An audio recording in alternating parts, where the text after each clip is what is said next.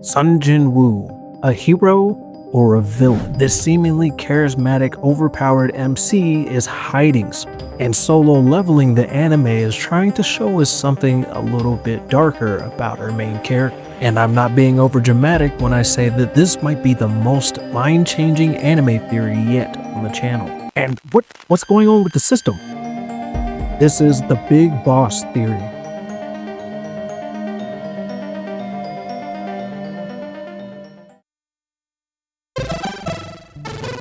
Hello everyone, and welcome to another episode of Animated Cartoon Conspiracy Theory, your favorite online web series that not only encourages you to think with your brain, but also discern who is friend or foe, especially when that friend may seem innocent on the outside, but are very corrupted on the inside. Yes, overthinkers, today we'll be talking about Jinwoo, or Jinwoo for short. See, Jinwoo is actually the main character of a series known as Solo Leveling, a webtoon turned anime that has everyone hooked. And while initially I turned away from the series because I assumed it was another isekai, I was wrong. In fact, this isn't just a story about a person who keeps getting stronger, but a person who is being corrupted from the inside. A person who thought he was getting another chance at life, but was in fact being hollowed out for another purpose and being transformed by another entity. So overthinkers, you might just want to arise and smash that subscribe button and also level up that notification bell, because we're diving into the reason why you can't trust Jinwoo anymore.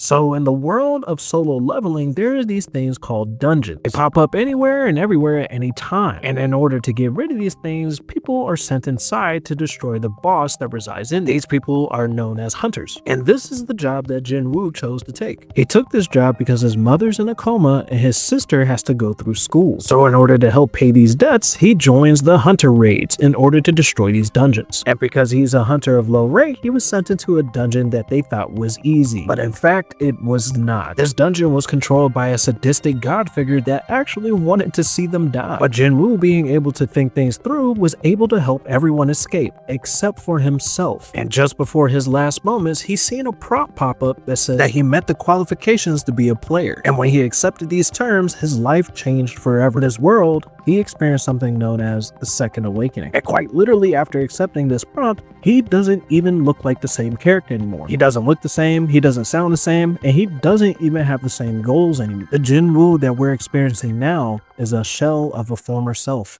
Okay, how can I be sure that he's no longer the same exact person? Well, it's the fact that the Jinwoo that we have now is a sociopathic narcissist, while the one we once knew is a shy little kid. Even in season 1, episode 1, Jinwoo is weak and smart. He's able to think of solutions where everyone else overlooks. He's kind while also being reserved with no ulterior motives besides doing good. But after he awakens for the second time, he repeats a phrase over and over again that shows he's obsessed with one thing: never being weak again. And you might think, yeah, of course he wouldn't want to be weak anymore. He almost died in a dungeon. And yeah, I'd agree with you there, except that his reason for getting stronger isn't even a noble goal anymore, like protecting the ones he loves. Instead, he just doesn't want to be called weak anymore. But in order to understand how his character as a person has in fact changed, let's go over 3 major indicators of a sociopath. For short, we'll call it SSGM, or SSGM for short. The first S in SSGM stands for superiority and the obsessive need to be better than anyone else. In season 1, episode 4, he takes on side quests where there isn't even a requirement of him to do so. He just does it for the sake of getting strong. And in that same episode, he gives a monologue about how being weak sucks and how he craves to get stronger. Now, the second S stands for self-centeredness, and this should be pretty obvious for those that watch the series so far. Where at first it seems like he actually cares for others and saves them, it's actually a mirage.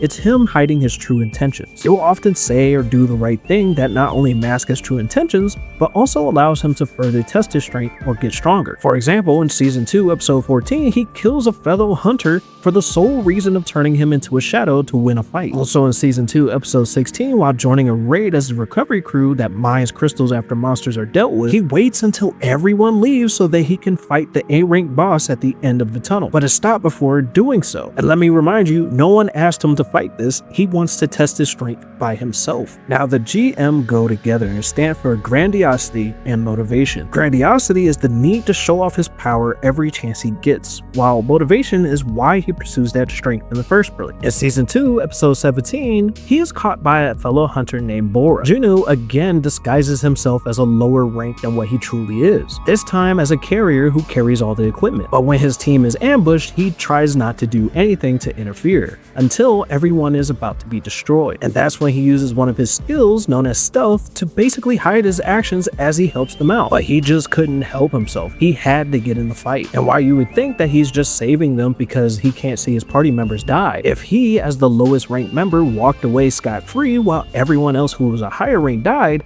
that would look oddly suspicious on him. Now, as for his motivations, it was always originally to save his mother. She has some sort of mysterious magical illness that can't be cured by normal means, so he spends most of the time saving up money so that way he can save her. And even by Season 2, Episode 21, where he's actually able to save his mother and see her awake for the first time in a long time, which was really touching, he brings his mother back home. And while he should have felt whole, he says that he felt empty. Like he should feel something, but he doesn't. Now, sociopaths do feel empathy, but not in the same way that normal people do. Instead of feeling the other person's pain, which is what empathy truly is, they understand why a person might feel that pain, which is why in that moment he understands why he should be happy, but he doesn't feel it at all. This is known as cognitive empathy, which is displayed throughout the whole entire show. So what does this mean? Do we just not trust him because he's a sociopath? Partially because of his manipulative tendencies, but because the system is changing him to turn into a boss.